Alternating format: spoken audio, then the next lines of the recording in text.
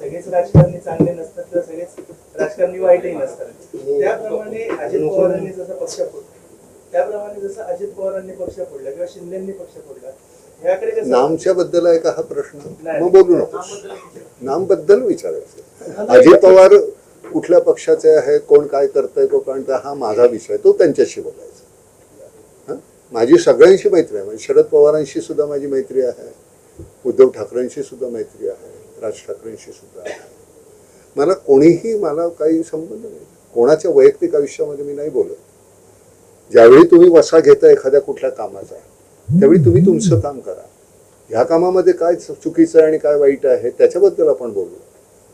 दुसऱ्यांवर काय काय मला हक्क पोचतो कोणाच्या वैयक्तिक याच्यावर. शरदराव हे कित्येक वर्ष मोठे राजकारणी आहे.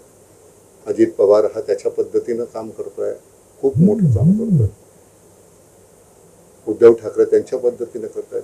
मला काय हक्क पोचतो कोणाला बोलण्याचा? कोण कसे आहे ते मी नाही सांगायचं. तुम्हाला प्रत्येक जणाला माहिती आहे देवेंद्र काय आहेत, मोदीजी काय आहेत. मी ते चांगले आहेत किंवा वाईट आहेत बोलून तसं काही घडत नाही ना.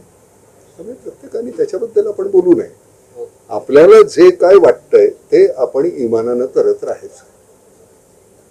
अतिशय सातत्यानं इतकी वर्ष, आता 50 वर्ष झाली नाटक सिनेमामध्ये.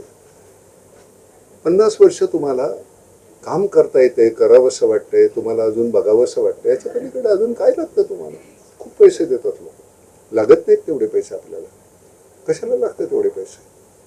दिवसाभराचा जर खर्च म्हटलं तर 500च्या वर नसेल.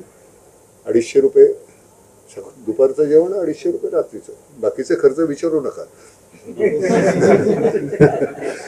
सर, आपण राम फाउंडेशनचं राज्यात एवढं मोठं काम सुरू आहे, अनेक संघटनांची काम सुरू आहे, तरी दुसरीकडे शेतकरी आत्महत्या वाढत चाललेल्या. दिवसाला 10 ते 12 शेतकरी आत्महत्या करतात. प्रामुख्याने काय कारणं समोर येतात या आत्महत्या? एक साधा सारांश आम्ही सांगितला. आज 9वा वर्धापन दिन, आम्ही 9 वर्ष वर्धापन दिन केला का नाही केला? मी म्हटलं समाजामध्ये विविध आंदोलनं होतात. हे असं समजा की नामचं एक सकारात्मक आंदोलन शेतकरी बांधवांच्या प्रश्नांसाठी गेली 9 वर्ष अव्याहतपणे सुरू आहे. तर त्याची फलश्रुती जर स्वामीनाथन आयोग लागू झाला, शेतकऱ्यांना त्याचा लाभ मिळाला, तर हे आंदोलन फलित झालं आमचं, असं आम्ही समजू. अर्थातच आत्महत्या कमी होतील निश्चितपणे, पण ते सातत्यानं सगळ्यांनीच. त्यामुळे तुम्ही ज्यावेळी आपण एक नॅरेटिव्ह सांगतो, समाजासमोर मांडतो, ही आता कॅमेरा आमच्यावर असल्यामुळे आम्ही बोलतोय, पण कॅमेराच्या मागे असणारी तुमची जास्त जबाबदारी आहे. काय दाखवायचं, काय नाही दाखवायचं. हा आग्रह आमच्या बरोबर तुम्ही सगळे पण करू शकता, कारण तुम्ही हे पोचवणारे असता ना. काय बाळा, बरोबर की नाही? Okay bye. मोदी जी देश के प्रधानमंत्री बने तो यही तरह से देश की व्यवस्थाएं चली जो कंफ्यूज थी. 2014 के पहले भी मैं मेंबर ऑफ पार्लियामेंट था. पॉलिसी पैरालाइज थी।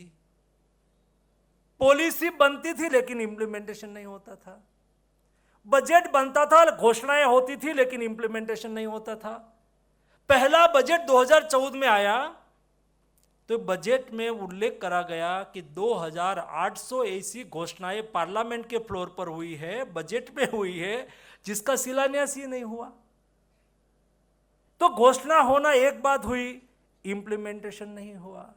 देश की इकोनॉमी 5 फ्रेजाइल कंट्री, यानी कि दुनिया ने कहा कि जहां कोई गारंटी नहीं है, ये 5 कंट्री जहां आप इन्वेस्टमेंट करो तो कोई इन्वेस्टमेंट नहीं कर रहा था। देश का इकोनॉमिक ग्रोथ 2 से 3% था। देश आगे नहीं बढ़ रहा था। देश में डेवलपमेंट प्लान की क्लैरिटी नहीं थी। ऐसी स्थिति में मोदी जी ने आके प्रायोरिटी तय करके काम करना चालू करा। और मोदी जी ने कहा कि भाई मैं बजट को घोषणा पत्र नहीं मानता हूं, मुझे कोई घोषणा नहीं करना है, मुझे काम करना है। काम करने के लिए मुझे क्या करना है? मुझे गरीबों के लिए काम करना होगा। गरीबी नाबूदी का भाषण 50 साल तक चला, लेकिन हमें गरीबी नाबूद करनी है, क्या करना होगा? तो मोदी जी ने हॉलिस्टिक अप्रोच लिया। कोई ज्ञाति जाति वर्ग समुदाय में बांट के वोट की राजनीति नहीं, मोदी जी ने विकास की राजनीति करना चालू करा। विकास की राजनीति मतलब क्या?